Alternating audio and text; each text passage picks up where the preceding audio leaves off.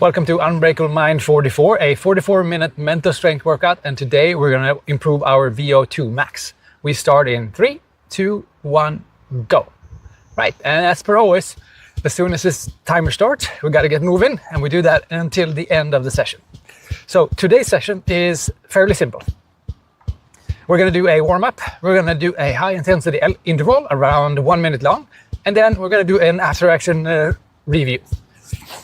So 3 phases, and now we're in the warm-up phase, and during that we're also going to inject a bunch of mental strength tips and tools. And if you're already in Unbreakable Mind, then you'll use the tools you already have, and we will develop them further, and you'll get to practice them during this session. If you're not in Unbreakable Mind, I'll try to give you as much tips and tricks and train you in the tools as possible, as we can do while doing the workout. But this is really an arena to practice the tools, not to kind of learn them. If you want to learn them, go to Unbreakable Mind. If you want the details. Okay, great. So today is a high-intensity interval training. You can do an assault bike, you can run, you can do burpees, whatever. The important thing here is that we want to work our heart and our capacity of our lungs to take up oxygen and feed our muscles. That's the big game here. And the reason why that is so incredibly important is that it is the #1 predictor of longevity, health, and athletic success. So if you want to live healthy until you die, and you want to live as long as you want to, and you want to be good at sports or good at any type of activity you do, then you really want these sessions. And I don't see a lot of people do them, like at least not beginners, which is really sad because there are so many benefits there that you don't get really from anywhere else. And the idea is to push your heart as hard as possible for as long as possible. And yes, that sounds horrible and it sucks, and that's what it's supposed to do. And the mental strength tools that I'm going to give you, that we're going to practice, are going to allow us to go as far as possible, to do as much as possible, so we can get as much benefit as possible. And it's also a really good arena to test how good you are, how mentally strong you are, because once it gets really rough, it's hard to bow down and slow down a bit. But if you have the tools, you have the skills, then you'll bring those up, you'll practice them in the fire while doing it, and then you will take those tools and apply them in your everyday life when you're going to have a rough conversation, or when you're facing a big board pitch, or whatever it may be that really stresses you. You'll use those same tools and apply them. And that might not make a lot of sense if you don't know the following. And the following is that your body doesn't understand, or your physique doesn't understand the difference between real-world stress and practice stress. It reacts the same way. So whether it's a hard intensity run like this, it's still going to give you the same stress hormones. Stress hormones. Sorry, I'm a little bit sloppy in the head today, but I'll get into it because that's warm-up. That's what the warm-up is made for. But your body reacts the same in practice scenarios as it does in real life. And that's why if we practice the mental strength techniques in this arena where it's safe and we can't screw anything up, then we can also apply them when the feelings are exactly the same, but in real life. That's why really good training is almost like a simulation of reality. And you'll see a lot about that in Unbreakable Mind, where I will create a simulation of your big event. So let's say you have a pitch, and I will create a simulation of a pitch where you have all the people watching you while you're practicing, or I will make sure that you get that fear, anxiety, and doubt, so you get to practice how to deal with it.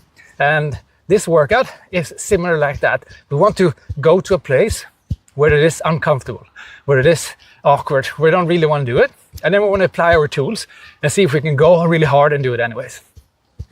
And the only one who knows if you can see it is you, which leads me to nobody cares how many reps you do or how long you go, but everyone cares if you cheated, and especially you. So be honest to yourself here, because in the after action review, we're going to go through your performance and we're going to see, okay, how did you do?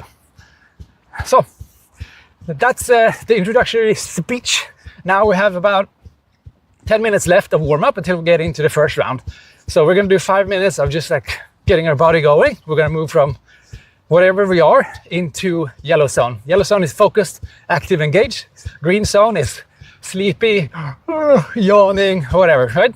And red is thinking about everything else that's outside. Maybe stressful of what's coming next or what's happened. But we want to get in the zone, focused, intentional, with an active breath. Nice, there we go. Okay, 5 minutes. What we're going to do today is that we're going to do a 1 minute interval, which is going to be for many of you, it's going to be a run.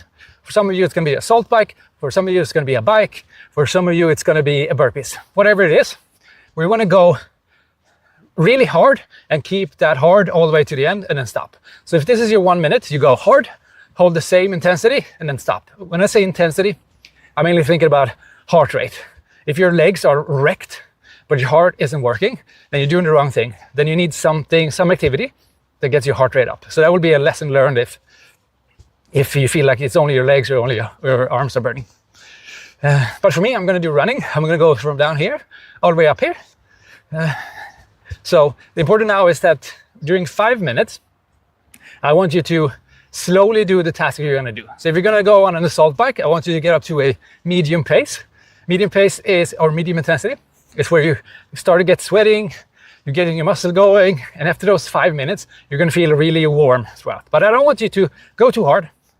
Don't put on lactic acid or go too hard. Like, just increase the tempo a bit, get sweaty, get really warm, and get ready to go. So we're going to do that for 5 minutes. Then we're going to do some higher intensity warm up for 5 minutes, and then we're going to get into the intervals. And these first warm up, they are really just for you to get going, to get mental in this situation. So whatever tools you've used before, maybe the Colosseum monologue, where you open the Colosseum, you see the enemies and you slay them, or you open the Colosseum, you see the enemies and you make friends with them. Whatever tools you're going to use, those are the ones you want to kind of rehearse now and go through in your head, and you want to make sure that you're in the zone. Okay? All right, so 5 minutes at your own pace, go through the motions now. Go medium intensity, do whatever it is. I might deliver some little nuggets while you're doing it, but other than that, just keep doing your thing. And I'll see you once we've done a few minutes. Okay, let's go.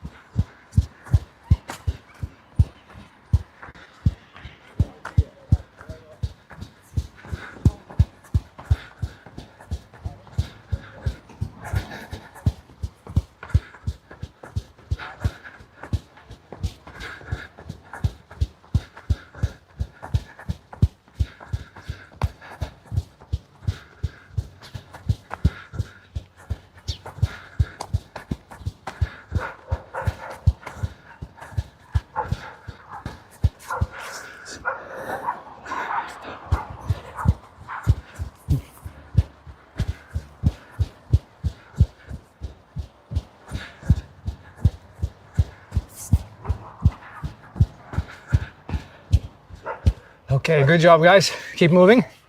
And if you now start feeling lactic acid, then slow down, take a short break for a few seconds, relax, and go again. You don't want to get too sore in your muscles already. You want to just get your system going. So we got 1 more minute left, and then we'll go into a little bit more high-paced intervals.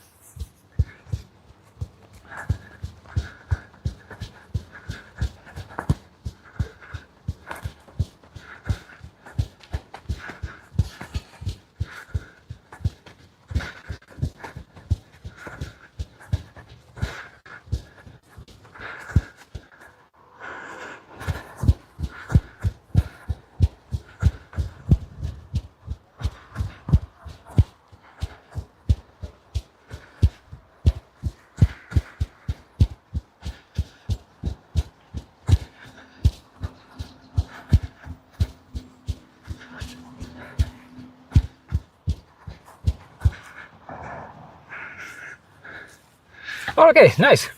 Did our first 5 minutes. Keep biking, keep rowing, keep running, whatever it is you're doing. But go down to a slow tempo now, like a long, slow distance. And now we're gonna go up to the 3rd round of the warm-up. And now we're gonna go at almost the same pace we're gonna do during the hard workouts. So now I want you to do a little sprint and then calm down. I want this to be shorter than the real sprint, so we're gonna do 1 minute. Maybe these sprints are 20 seconds, but they're at the same intensity as the 1 minute one. So you're gonna go pretty hard, but don't be reckless here now. It's still a warm up. Go pretty hard for 20, 30 seconds, and then recover by going down to low intensity during the last 30 seconds. And that's what we're gonna do for the coming 5 months. Just a few rounds of that. And now you should be feeling like, wow, I'm sweaty, my heart rate is up, I'm ready to freaking go. Because after this, it's time to go, okay? So 5 minutes of medium to high intensity warm-up starts 2, 1, go.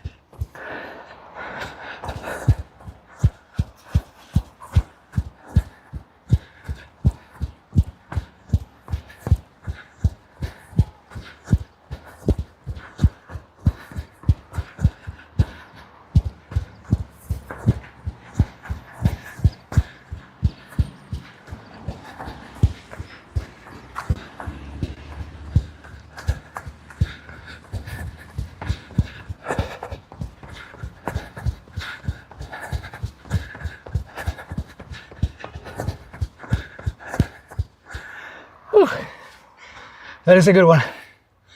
Okay, how's that feel so far? Do a quick check-in now. How you feel? any pain, any awkwardness.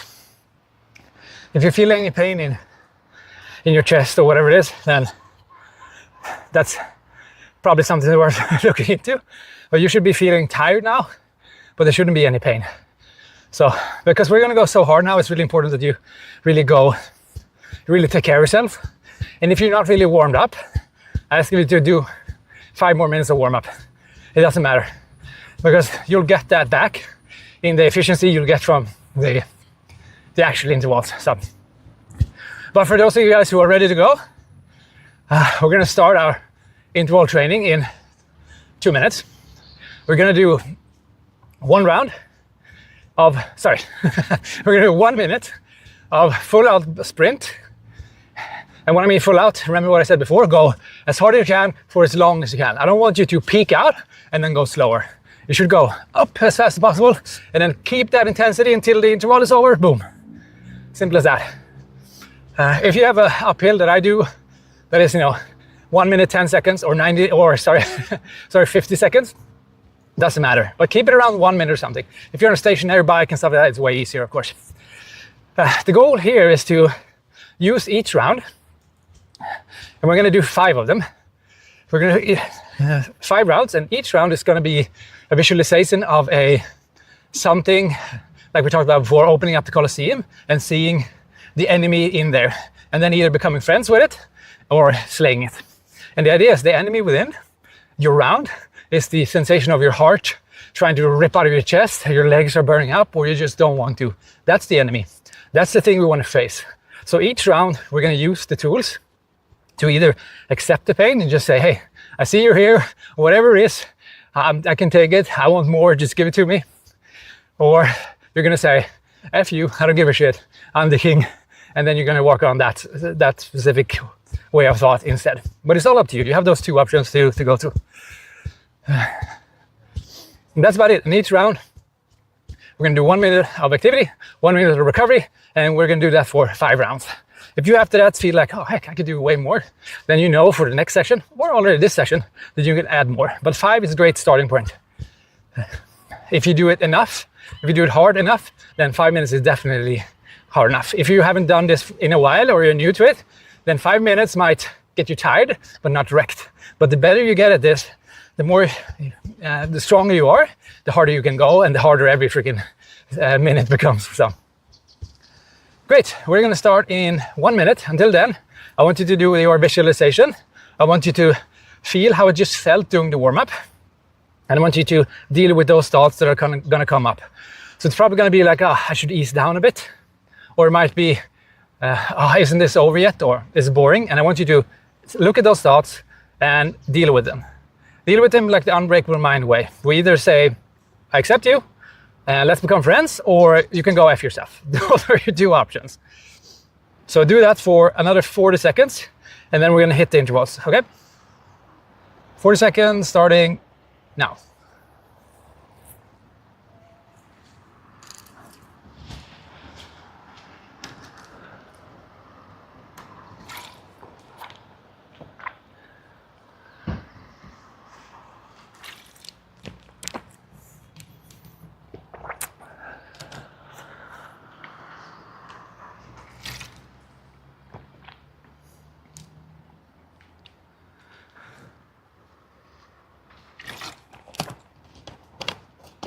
Ten seconds left. 5 minutes until the first interval. 2, 1, go.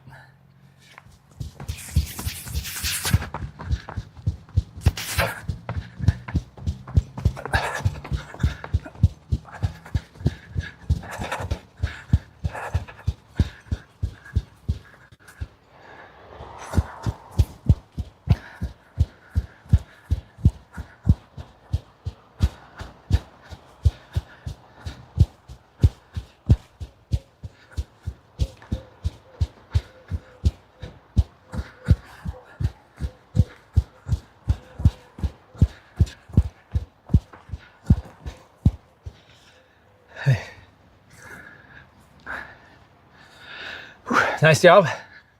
And in the intervals, in the recovery phase, which we are now. Sorry, we are in 10 seconds.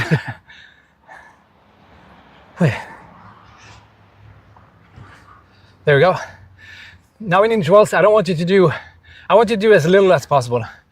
You've heard about active recovery, like movement during your recovery phase. But there's plenty of studies now that just say that people who just freaking in the high intensity interval, just sit down, relax, and refocus are the ones who perform the best.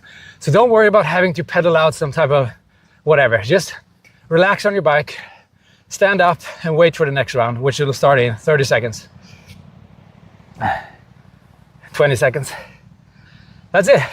And now just refocus the next one. Now you've seen the monster bit, you can learn how to deal with it. That's what we're gonna do. 10 seconds left.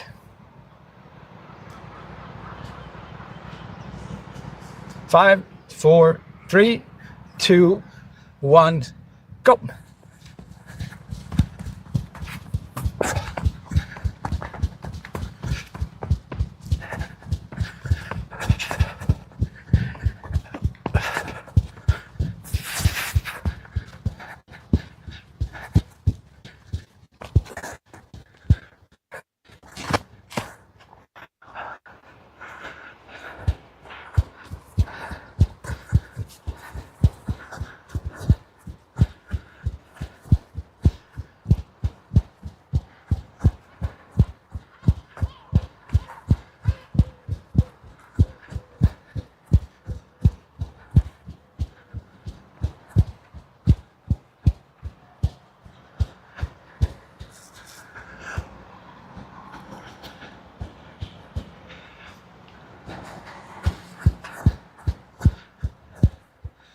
And 3, 2, 1, pause.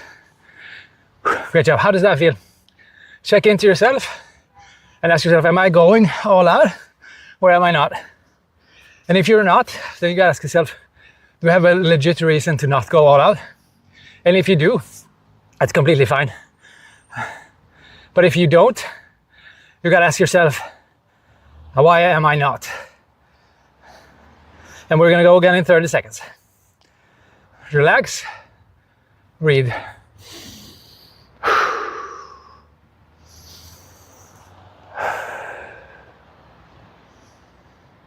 "20 seconds left.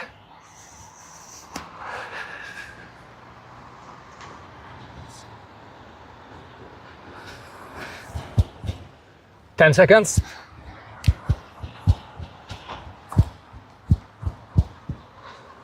"4, 3, 2, 1, go.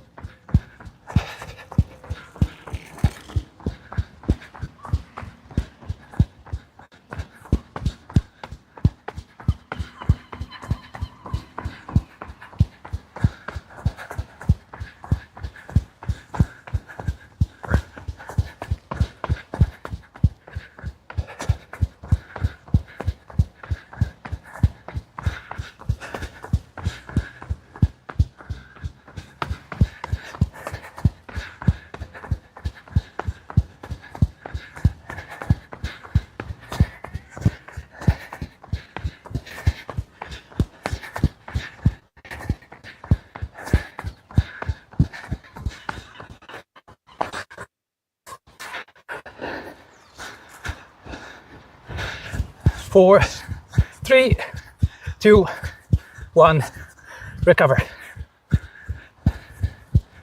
Great job, guys. Whew. I have to take another route to really get my full minute in. Excellent.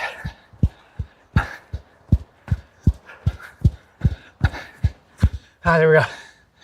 Good job. So there was a lesson for me in there. I'll share with you later. Great job so far. Let's go back to the question before. Did you go all out or did you not? And if not, did you have a good reason?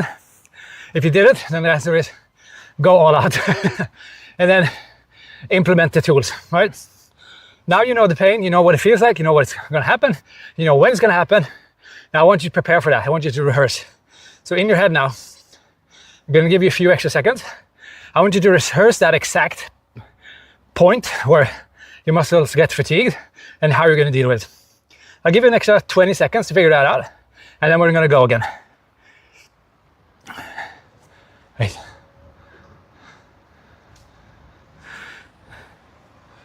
Okay, almost there. A few more seconds. Right, we're going to start in 10, 5, 1, go.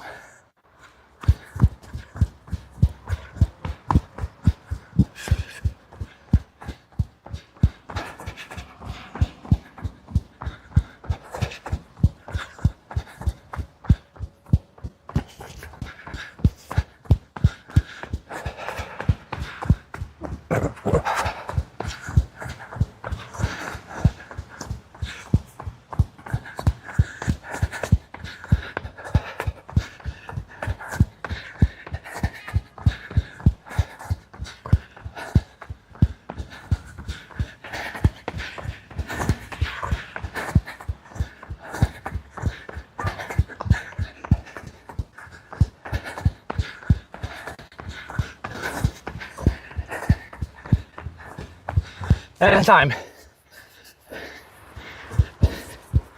Whew. Great job, guys.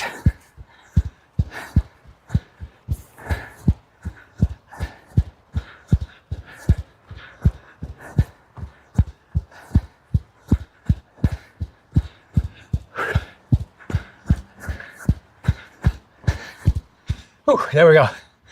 Nice job. How does that feel?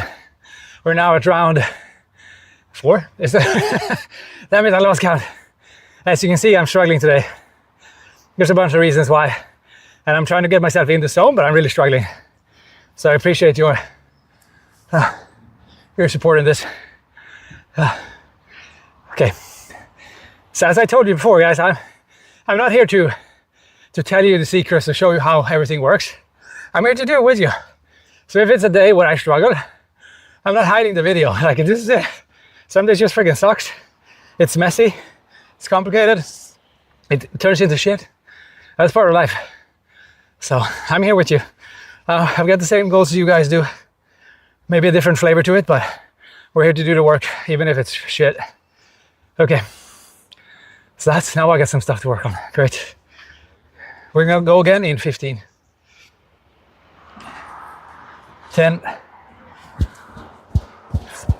5, 3, 2, 1, go.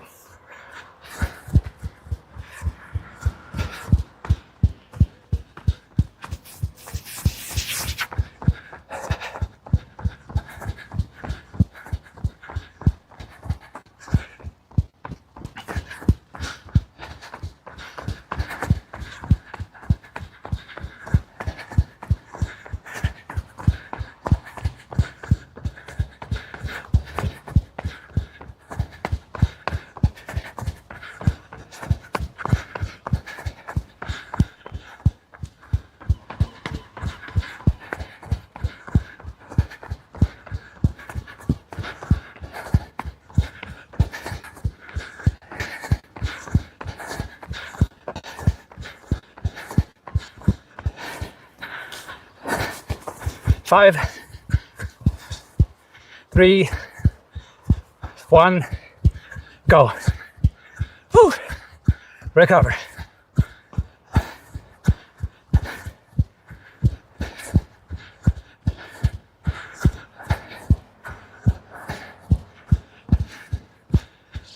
Nice. Now it's starting to get interesting, I think. And since I don't know which round we're at, I'll offer us 2 more to make sure we did at least the minimum. And if you feel tricked by that, and you have a legit reason not to do it, then be my guest. Don't do it. It doesn't matter. I'm here for you and you're here for me. But if you don't have a legit reason to do it, and your thoughts are now going into, why can't you keep track of this shit? How hard can it be? Well, there's a great opportunity for you guys to deal with how circumstances change. You know, if you end up on the mental strength workouts we do on Thursdays. It's all about that. I change the setup all the time. I confuse things. I tell you we're going in this direction and I take you here. And it's because I want you to be completely confident in your ability to say, whatever happens, whatever this dude from the internet is going to throw at me, I'll nail it every single time. That's the confidence I want you to have. And I want you to base that confidence on proof and evidence that you have done it and that you can do it. So I guess I just offered you a free chance to practice that, which is amazing, even for myself, because I'm pretty friggin' wrecked. Well, we got 2 more, guys, which is excellent. Whew. We're gonna go in 20 seconds. And I'm gonna go down to the hill and then zigzag my way up. Excellent. Okay, starting in 15. It's time to enjoy it. 10. 5. 2, 1, go.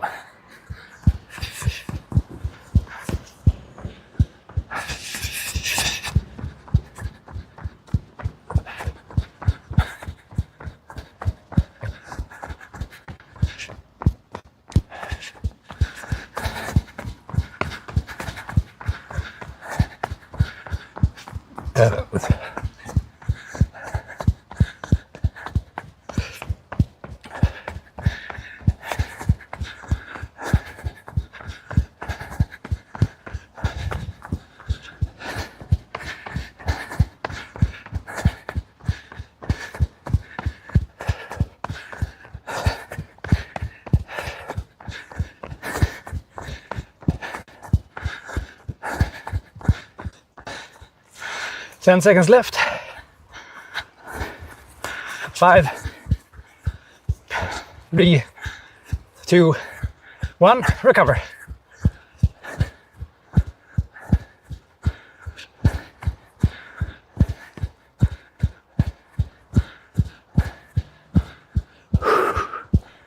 Just relax.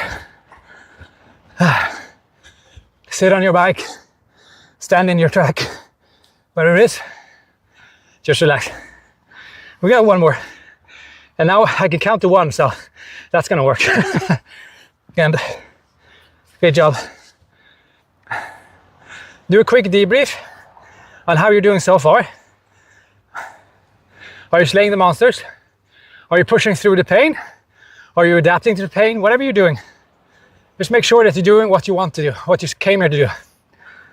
And then we're gonna go again in 40 seconds. I'll give you some extra time to figure these things out. Because the last round, the last boss, is always the hardest one. It's the biggest one. It's like Super Mario, the guy with the turtle with, not just a turtle, because that's the most innocent animal on the planet, but a turtle with spikes on his back and really angry. I think it even has a collar. That could be your boss.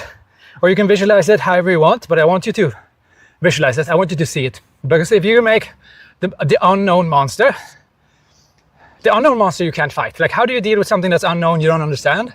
But if you turn that monster into something tangible, something you can see, then chances are you can find its Achilles heel and slay it, right? Or you can understand it and become friends with it. But to do that, it cannot be completely unknown. So make the unknown, like, how's this gonna feel, the pain, to something, I started feeling it in my legs first, and then around up here, I started feeling my heart. And I know that feeling now. Okay, I'm gonna practice how to deal with it. When that happens, I'm gonna focus on my form, and then my breathing, and I'm gonna keep going. That'll be an example for me. Okay, you have 30 seconds, and then we're going for the final round. The final round is the best one. Whew. Excellent job, guys. 20 seconds.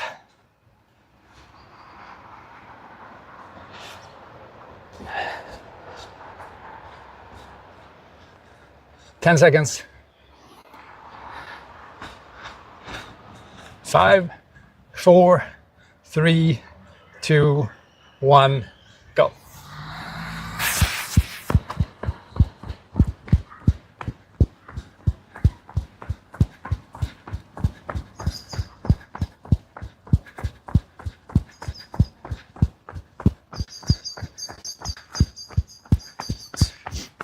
Hola.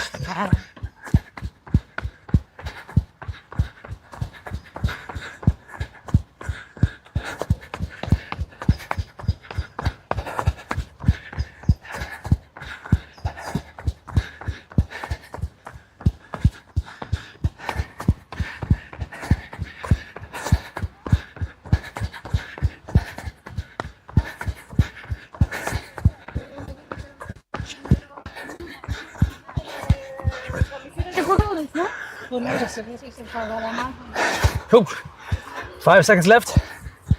3, 2, 1. Recover. Nice job. Whew. The last one. Oh, it's just the best.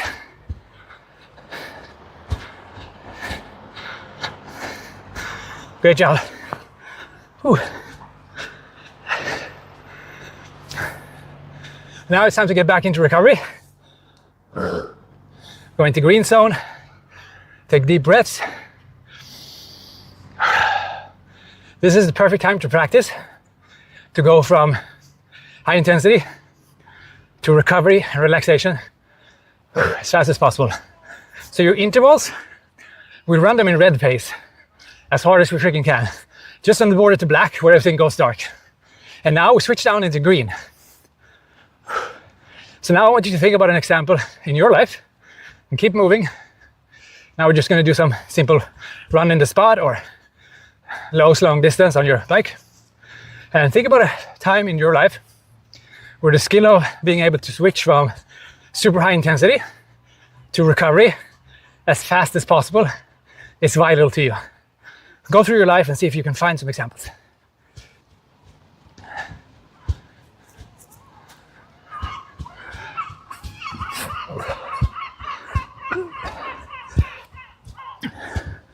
So one very common example that I hear is that people are in fight mode, in red zone at work, so much to do, just survival mode, more tasks coming in, you solve one task, there's 10 more, you have a conversation with someone to solve something, and it becomes 10 more tasks. And you never really get done with the task list. It just gets bigger, you know? 5 years later, you have the same big task list, and it's always stressful. And the problem isn't that there's a lot to do at work. The problem is that those same things, they come with you in your invisible backpack and you bring it home to you. Some people even sleep with that freaking backpack on. So you take up a metaphorical book and you look through it. Oh, what's tomorrow's task? What did I do today? Why didn't that work? You put it back and then you take the next one. So you're always in yellow or red zone throughout your life. And what do you guys think happens with those? The people who stay there. Yes, exactly. It's burnout, right? It's just a matter of, it's a matter of when, not if. I talked to a guy the other day on a discovery call, and his boss had said to me during a webinar that, yeah, he's working so hard, he even got sick from it. And it sounded like a badge of honor. So I talked to the guy. I told him, hey man, I heard you worked a lot. I just want to make sure you take care of yourself. It's like, yeah, that's it. You know, take care of yourself. And he said, oh, thanks, dude. I've been doing this for years, and it's okay. I love what I do. And I think that's the problem most of us are in. We're passionate about what we do, but your body doesn't give a crap. Like if I love running intervals like this, it's still going to be, obviously it's still high stress on me. So I can't do it every day. No much how I laugh through it, my body's going to break down. So how much you laugh and enjoy your job, if you don't compartmentalize it and leave it sometimes and take recovery from it at home, then you will burn out. You will end up with this accumulative stress. And accumulative stress is the difficult one because it's sneaky, because we get used to it.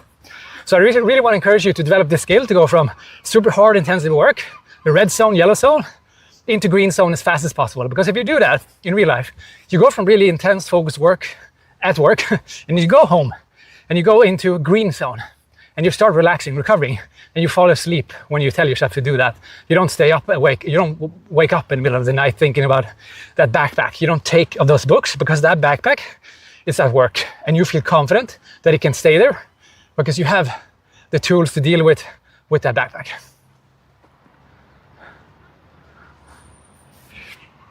I hope that makes sense, guys. Okay, now we're moving towards the green zone. And now I want you to do whatever you can or use all the tools you have and move as low in heart rate as possible. If you have a heart rate monitor, that's what I want you to do. So mine already says 125, which is easy. So I'm already down at the slow pace, which means my recovery is doing pretty good. This is just one indicator. Like there's a bunch of other indicators as well, but it's a fun one to play with because if you're not good at breath work, if you're not good at recovery, you'll see this stay high pretty long. So take your time now, use box breathing to calm yourself down. And the goal here is to make the box as wide as possible. So you want to go deep, and then you want to widen it as possible, as much as you can. Voila. Voilà. So take a deep breath in. Hold it. Out. Hold. And the bigger you can make this one, the more recovered you usually are, because it means your body is using less oxygen and less oxygen. So do a few good box breathing patterns. Do them in your own pace. I don't want you to get lactic acid up here. If you can't hold it that long, tighten it and do longer out and in breath. Okay? 3, 2, 1.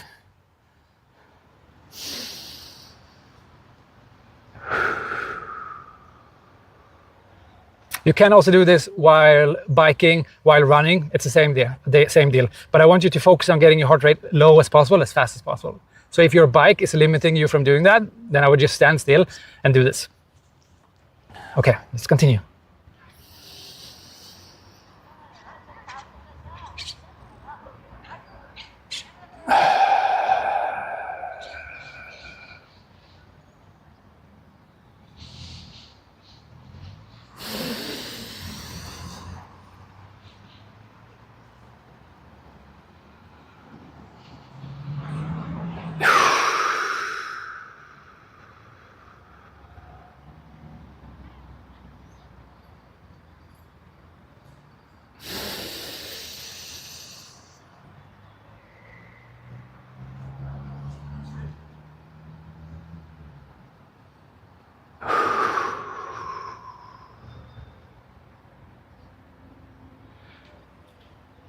Here's a quick little bonus for you guys. In my head now, I say snabb, stolt, stark.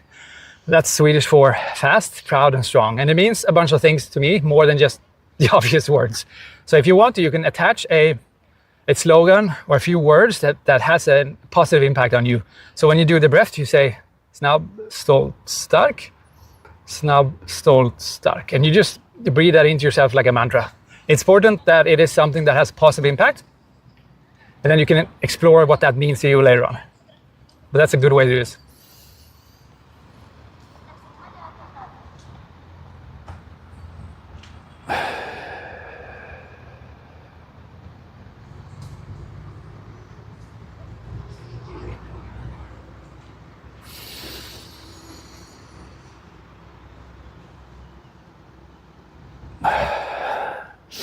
Great job. Okay. Few tips for the next time is that you want to really get your breathing all the way up to your chest, so your chest really expands as much as you can, so you get most amount of oxygen in there. And the same with your belly. Just use all of this to breathe. You can exaggerate it a bit if you want to. Now we have one last minute. We're going to do the after action review. And for those of you guys who are in Unbreakable Mind, you know how this review works, and I want you to just blast through it. For those of you guys who are new, I'll give you a little format or a framework to extract the best lessons from any situation you've been in, to make sure you don't repeat the same mistakes and that you repeat the same good behavior. This is used by elite military, it's used by police, armed forces, whatever, all this stuff. People who really want to learn from the lessons, they use this framework. So the first question is, what did I set out to do? What was the goal? So this is, you set out to do 5 rounds of super hard, high intensity interval training. God, I'm struggling today. That's what you set out to do, and to push really hard. I think so, at least. Most of you did. The second question is, what actually happened? Okay, did you do that or did you not? And then the third question is, what do I want to improve? And the part of what do I want to improve, the part of you want to improve is put in 3 categories. It's what do I want to continue doing, what do I want to stop doing, and what do I want to start doing. So those are the 3 categories. So that means you go from, okay, what was the vision? What did I set up here to do? What actually happened? Is there a difference? How do I make sure that I repeat what I want, or don't repeat the things I don't want? So that becomes start doing, stop doing, continue doing. So go through that, and my time is up. 44 minutes, 55 seconds. Damn it, I missed it. I usually just do 44 on the spot. Thanks a lot for today's Unbreakable Mind workout. VO₂max is one of the most important sessions you'll do. So keep doing this. Whatever you do, stay strong and train as you fight. Also, unbreakable